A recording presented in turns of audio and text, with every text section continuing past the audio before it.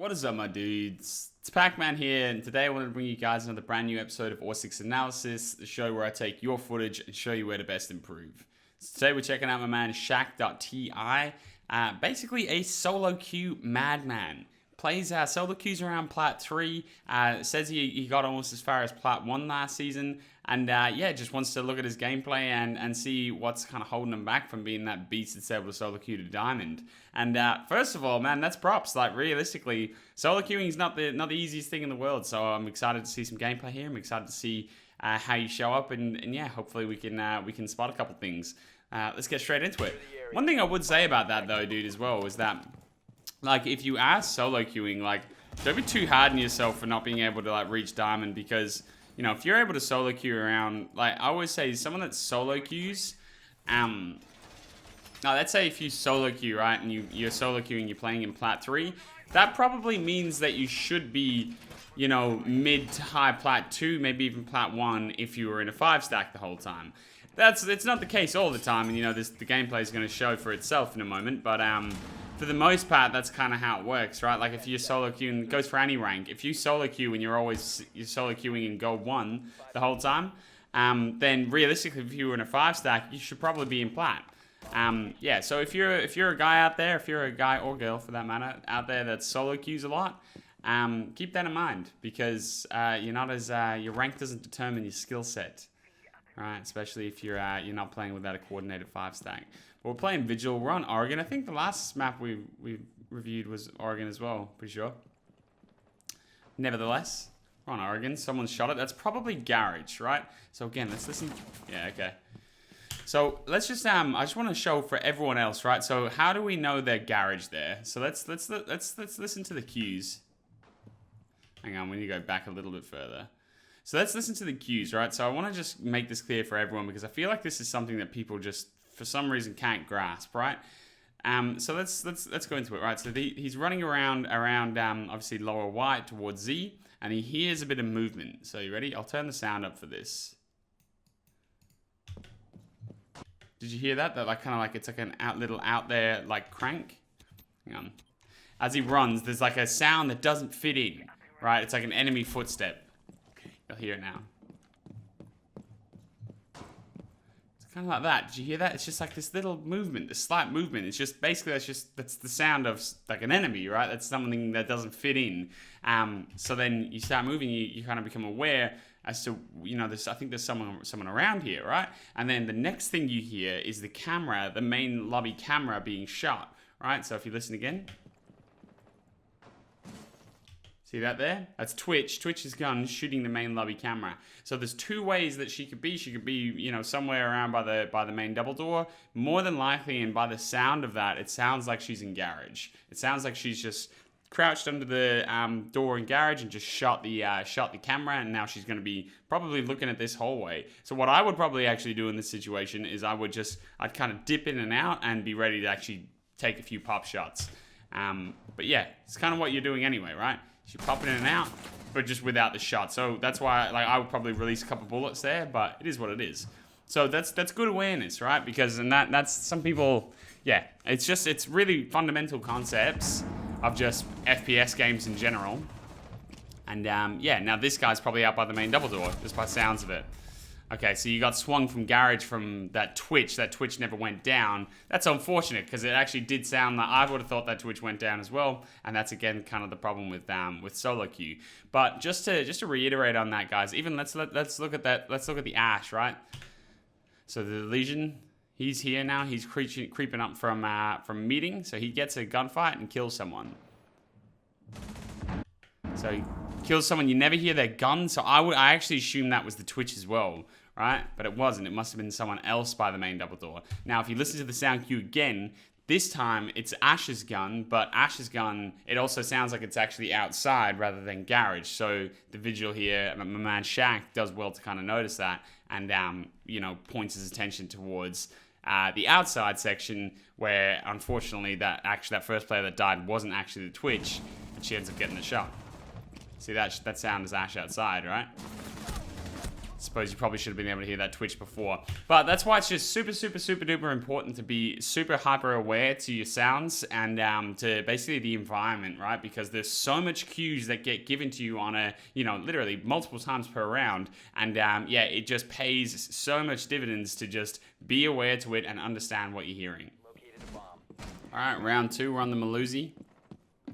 We're on the Maluzi. Ooh.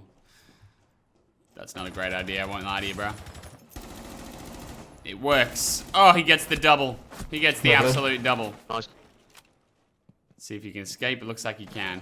No, he can't. Okay, Yes. so you eventually get shut down, but it is what it is. You get a 2-for-1 trade there. You probably shouldn't have got away with that. But look, I'll give you a little small tip, right? Just on a little bit of spawn peeking. I like a spawn peek. Don't get me wrong. Just because I talk about fundamentals here, I'm human too. I enjoy spawn peeking, okay? So what you want to do though, you just want to be careful of, I guess, is when you come here, so you're a little bit late to the round, right? It's 2 minute 50 by the time you're getting over here. So what I usually like to do is when it's like 1 to 2 seconds left in the round, not punch the barricade, because that's a real piercing sound. That's a very like distinct sound, someone punching a barricade, right? You know, this sound right here. Everyone knows what that sound is. It's someone punching a barricade. So, you know, people, again, I guess, you know, I would definitely be checking lower garage spawn peak right there if I heard that sound, right? And I would also be checking them. I'd check them all, right? But I would be individually clearing each one down, right? And it should be free pickings. So what you can do to kind of avoid that real punchy sound is to actually just, like, with 1 or 2 seconds left, just shoot out the 2 bottom barricades, because all it sounds then is just a gun firing, which happens all the time in pre-game or pre-round, and you don't get that real punchy sound that you just heard there when you punch the barricade. So you can kind of do it a little bit more silent, right? And then here, this is really nice, really nicely done on the second flick. Dude, what was this guy doing? Oh, he was checking the... Yeah, that's nicely done here, man. Nice. It is. You go for a pick. I guess the only kind of thing, the only advice I would give you is when you've had them gunfights in garage, everyone around that spawn is going to be hyper aware that you're coming from garage and trying to catch you in or try and hold you in. So maybe just be aware, I guess, then for one more gunfight when you cross this corner to try and take a shot, maybe dip in and out, waste a little bit more time rather than just kind of sprint around the corner. But Nice. yeah, it is what it is. You still got a 2-for-1 trade. Nicely done, dude. Okay, round 3. The Maluzi. You've used your impacts for use the impacts for rotations. That makes me feel sick, considering she has the C4. But nevertheless, you're looking for that white run out. That's a little bit risky. So just to reiterate for everybody, to show what just to show you what I'm talking about here, right? So just here, you've seen someone hop up on top of this van. So this is what Shaq is looking at, right? So he's getting ready to jump out this window right here, and this is the area that he's looking to see if anyone comes from. Or again, if someone was to run this side and not shoot the cam, that's what he's looking for. That's the information he's looking for. It also does really help as well, or it's powerful if you have a vault cam just thrown out onto the bus or somewhere around there hidden. It makes that white run out really, really strong. But yeah, that's what we're actually looking for here. That's what Shaq's looking for. It's unfortunate.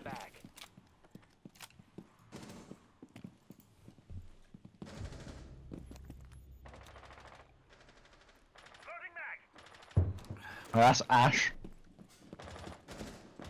Okay, you're sending it again. Nice. You're punishing these guys, my man, for their ignorance. Okay, so there's someone by the double window. I don't know if that's you speaking. I don't know if you're actually communicating at all. Okay, so again, he's using the information well.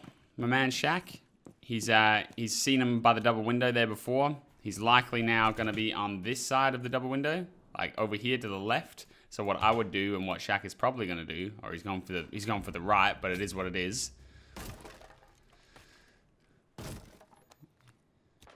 So I would personally be going for this one, right? So he's probably on this side. So I would say he's on this side. And again, I might be made a fool of. I always try and do this to try and predict these things. I predict these things, McGregor.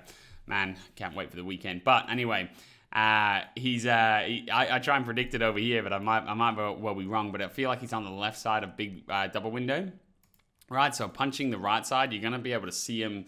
You're gonna have a smaller amount of time to actually be able to see him.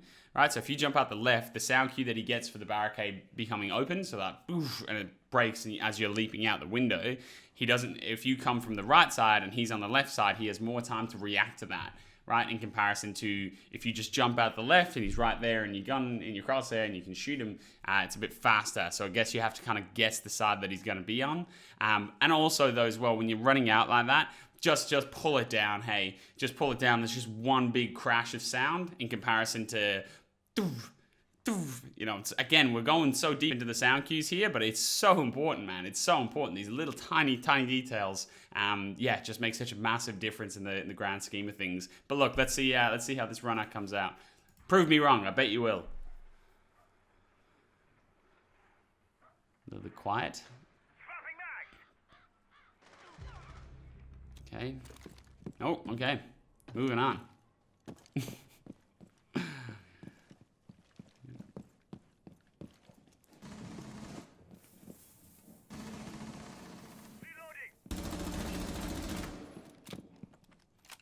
So you're fighting the therm, big window.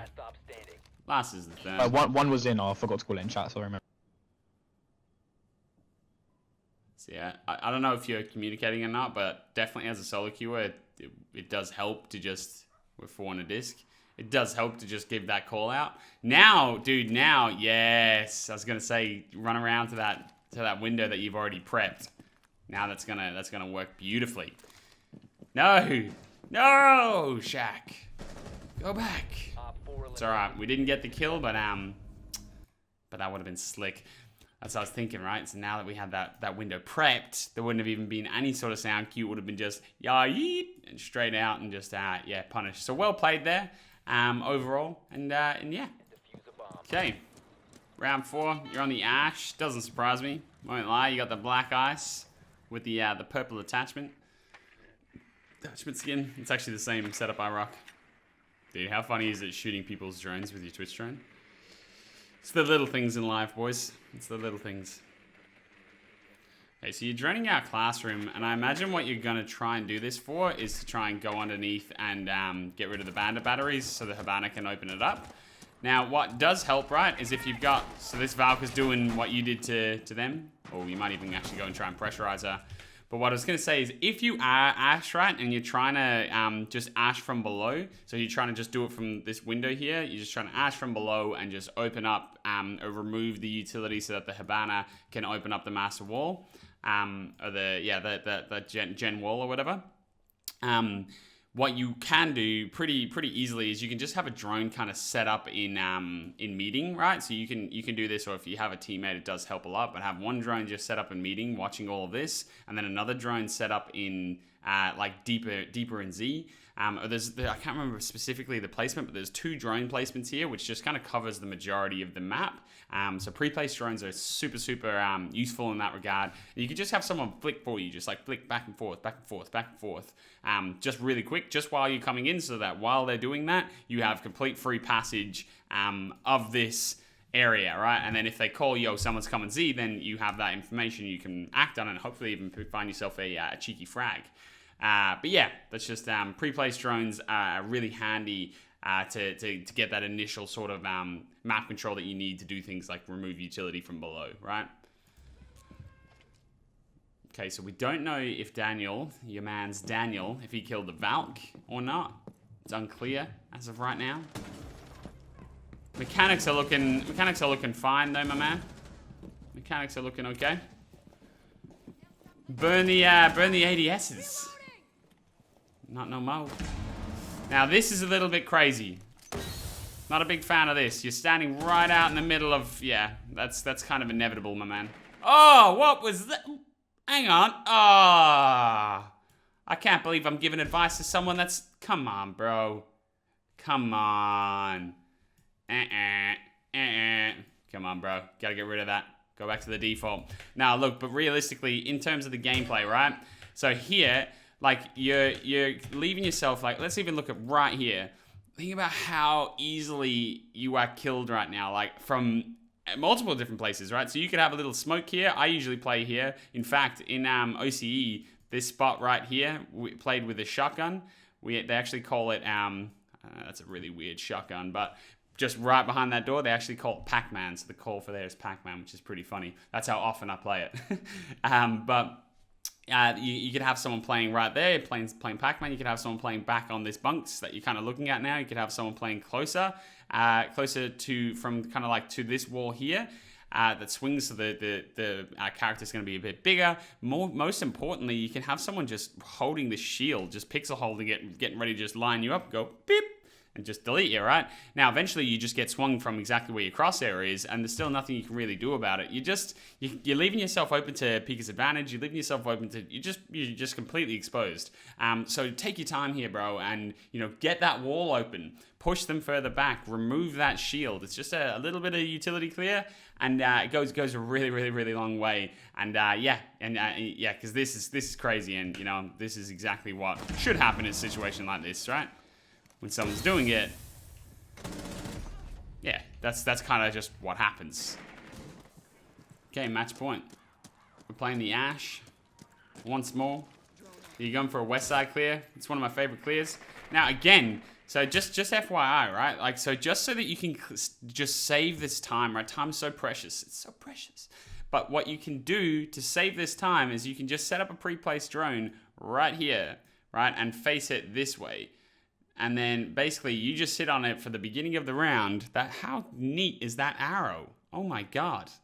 That is a great, just like that looks exactly like what I wanted it to look like a drone, a pre-placed drone, and the direction it's facing. Fucking hell. I'm in the wrong industry. Should be an artiste. But anyway, look, you can set yourself up with a little pre-placed drone, have it facing down this hallway, right? So what you're doing there is you're just watching the cross. So you're watching to see if anyone crosses to this west side of the map, because they have to cross this line of sight, which is just here, like either through these double doors here or through the kitchen door. In comparison, yuck. But through the kitchen door, they have to cross this line of sight if they're going to be on the west side of the map. So that saves you this time that it's taking you right now to drone out showers and drone out small tower and things like that. It just saves you bulk time. And you can do it alone, like really. Or you can just set it up and then say, yo, one of you guys mind sitting on, drone 2 for a moment? Or whatever. See you, Jay. So it saves time, and it does it more efficiently really as well, like in terms of, actually having that west side cleared. So your teammates are actually hitting side pretty hard here. I don't know why you're turning around. I don't know. I feel like when there's that much like pressure on blue there, like you could go for a cheeky crab walk down, down freezer. But let's see how you play it. So you're looking like you're going to go laundry now. Yep. Okay, so there's a vigil hitting you from Z. It's starting to go downhill. Oh God. Oh God. Oh my God. Oh my God. Alright, so at this point I would just... Yeah, okay, now the Twitch goes down as well. I was going to say at this point I would just regroup and get your drones out with the boys and try and find another entry point, because that's not going to work. You do have that kind of inclination where you go, this isn't going to work. So that's good that you can understand that and see that, rather than just like, pushing against something that just won't work. You're adaptable in that regard. All right, so now there's a bout cam in here that's going to be causing you grief. It's unfortunate. Could even be outside in blue, bro. There's one on the rotate. Ooh, nice shot there, dude. Nice shot. So you got one freezer and then you got one flank. He's planning. I don't think that's the right play on your teammate's behalf to plant straight away. Not when you're in this much trouble. Yeah, it's unfortunate. I get what the teammate was trying to do, but, look, now it's on him. 1v2. Let's watch this one out. So he's holding a little tight angle. Problem is, it's good for 1 kill. Is it good for 2? Unlikely, because now now the man knows exactly where he is, right? Yeah, so that's it. Again, just to even like touch on his information, his gameplay there. So a position like this, when you're in like a clutch situation, if you play too close to the bomb, and trust me, I've done this before. I've even done this in them Pro League trials. Man, it was the most annoying thing ever. It was basically exactly like this. It was on Oregon as well. Like, got a kill, was really, really close to the bomb, and at this point, I couldn't move, and it was just basically like a ticking time bomb until I died. So when you're playing in clutch positions, make sure that you have the ability to kind of fall back and retreat, you know, and play that timeout, because right here, he's so close to the bomb that now Vigil knows exactly where he is, and he's just going to get pre-fired. Nothing you can really do about it. You know, like, it's difficult there. So I think that was well played. I think just in one kind of regard though, when your teammates had them double picks, so they got 2 picks, and they were pushing down blue. I think at that point I probably would have just grabbed laundry, because there was going to be so much attention being drawn towards blue. And look, even if you don't need to just go balls to the wall sprint in there, but even if you do crab laundry and crab freezer, and there is someone, and when I say crab guys, I just mean crab walk, like crouch walk. But if there is someone that's kind of holding you and you're kind of getting into a gunfight, you're in a little spat, no worries. Then it's a 1v1 that you're having and they're having a 4v2 over there. So that's fine. That's fine. So I think at that point, it probably would. The likelihood is that you actually probably wouldn't have much resistance freezer, and you probably could get into sight from there. But that's probably the only thing I would have done differently. You decided to do it eventually with laundry, but at that point there was too much time to adapt, and 2 of your teammates had already died. So yeah, that's probably the only little bit of advice I would give on that round. Okay, match point. You're on the Mav this time. Man, I used to really dislike the M4. Like, I just couldn't really use it when it came out first. It wasn't that good. To be fair, it wasn't that good at Siege when it came out first, though. Yikes! But nowadays, I'm really enjoying it. It's a pretty frag-heavy gun.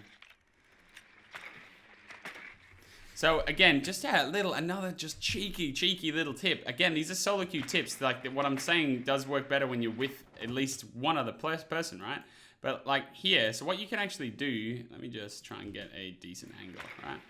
So here, like, let's say you can put it in either this like deep corner here, just on the ground, or you can do it kind of on top of them black boxes that are over there underneath the default cam. You can just set up a little default cam, right? So set up a little default drone, a pre-placed drone, right? So you sit it there, and as you come up towards big tower, basically as soon as you get off cams, you just ask one of the guys like, yo, will one of you guys mind just getting on drone 2 so I can take big tower, right? And that's all you got to do.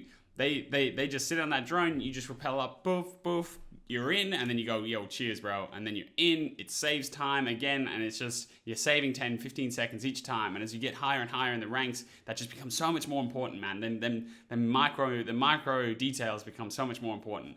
So yeah, that's just, again, with pre-placed drones, they're super powerful.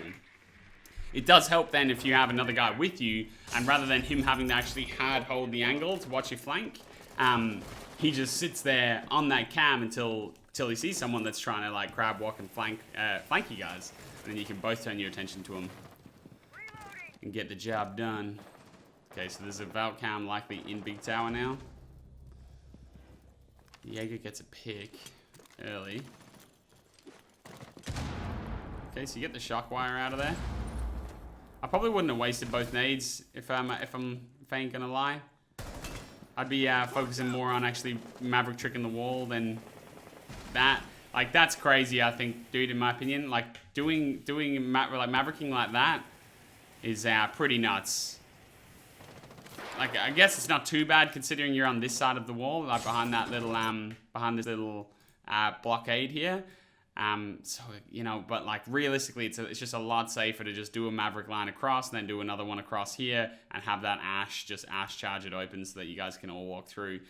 Because, you know, standing there in the middle and drawing a circle, you're just like asking to get dumpstered. Especially in like a contested area where you know there's people at the end of this hallway right here.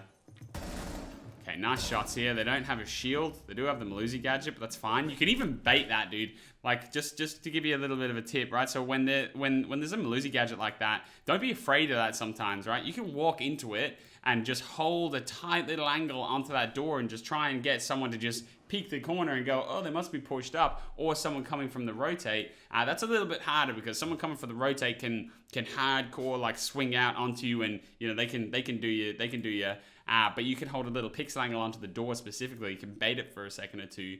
But again, this is kind of why I said, like, you know, be careful with just lobbing in that second grenade. I know you're going for the Hail Mary, trying to find a pick, but you got the first one, you got rid of the shock drone. Then imagine how good it would be if you could just roll a nade just down here to get rid of the Malusi gadget and give you basically complete out of control after you find that pick. So just be careful with the usage of your utility, I guess.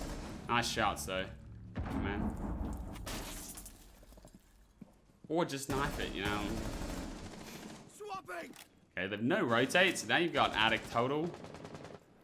So at this point, just so that you guys understand, right? So how this push usually works, or when you're taking attic, what you then want, right, is you want your teammates to be opening teammates.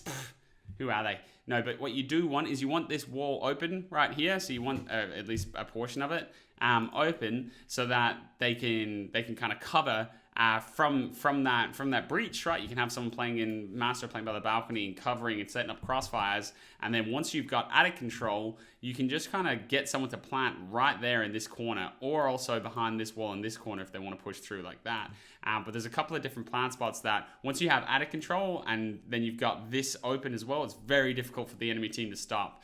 So you often find, like, and it's probably incredibly prevalent, even more so in solo queue, is, you know, people, they gonna do the things that they're supposed to do, or that they think they're supposed to do, like take attic, like you've done, you did it really well, you got a couple of picks, right? And then, you know, maybe they do another part of it or whatever, but then they just stall. They stall on that final portion because they just don't know what they're supposed to do now. Now they're just trying to find gunfights, and they're trying to get the enemy team to overextend. But when you're playing against coordinated stacks that, you know, have a little bit of common sense, they just don't give you those opportunities, and eventually they'll just whittle you down and win out the round on time, or, you know, different ways. So that's what you call like an execute, right? Just for everybody to know, you have to set your push up, and then you execute all at once. So you've got the angles that you need, and then you go for that bomb plan, execute onto bomb site, right? So that's just that's how it should kind of play. You have located a bomb. Okay, so he knows. Oh, hang on. My man's is feeling it. He's going full solo queue style. I like it. Rambo. Oh. Now the prop. Oh. Okay, Malusi. Okay. So what you did, that angle you just took there, that's what I mean. That's why you want the breach open usually, so that someone can just hold that without having to cross, you know, like do it as dangerously. You can have someone to hold that line of sight, so stop the push, stop the swing on that corner from the Malusi. And then what you have is someone holding from attic to stop someone swinging from this tight corner here. So that's how the execute works. 4v2, it's looking good. You're going for the ace. You don't get it. Oh, C4 from below, so he's coming up Armory stairs. You're feeling it. You smell him. I can smell you. Unlucky Blackbeard. Hey, that shows a bit of restraint there as well, bro. You want that elo. You give Daniel the kill. You said, nah, not right now. You hit him with the GG as well. Nice and respectful. I like it. The only part I didn't like was that skin. Take that shit off, man. Excuse my language, but take it off. No, look, my man, you played it well. Look, if you want me to be completely honest with you, what I would say is that you look like someone that can solo queue in and around Plat 3, potentially get to Plat 2, who knows, maybe even, make that push for Plat 1 or get close to it, right? It looks like you're playing exactly where you should be playing. If you want to take your game to the next level and understand, start to learn the nuances of Siege and, really push yourself. I know you mentioned in your description that you have aspirations to be in Challenger League someday. There's no reason that you can't. With time and practice, there's no reason that you can't. But what you need to do is you need to start looking for teammates, right? And start playing with 5 stacks, start playing in leagues, and start playing in ladders. And that's really what's going to elevate your game. You've already got the foundations built. So look, if anyone's watching this video that's got a team from a man Shaq, hit him up. But that's what's going to take your game to the next level, man. Because there's only so far you can get in solo queue. Because, let's say you do well in this game, you come up against a team that, aren't necessarily so strong. But then the next game you come up against this 5 stack that's kind of, maybe search baiting a little bit or whatever, and they're a comp team. They just won't let you get away with some of the stuff you got away with in this game. And that's just reality, right? That's just kind of how it works. So that's why you'll always be capped, I guess, to a certain point while solo queuing, unless you're literally, already one of the best in the entire world. That's the only way you can kind of really solo queue to Diamond and Champ. You have to be truly one of the best people on the server at that time. So yeah, so don't be disheartened by the fact that you're playing in Plat 3 when you're solo. It is what it is. But yeah. That's, hopefully you found a few tips throughout the video. Find yourself a team, man. I promise you won't regret it. That's the next step you need to take. And, come back and talk to me after 6 months of playing with a team and we can look again. Okay, my man? But as always, guys, if you enjoyed the video and if you find it useful, please consider subscribing. Super close to 100K. It feels like we're just, slowly crawling towards it, but we'll get there, man. And, every sub helps. So if you would be so kind, please consider doing so. But if not, no worries. And as always, be sure to like the video and comment down below. And just for the algorithm. But without wasting too much time rambling on, I will see you guys in the next one. Let's go, Conor McGregor, baby. Let's go. Peace.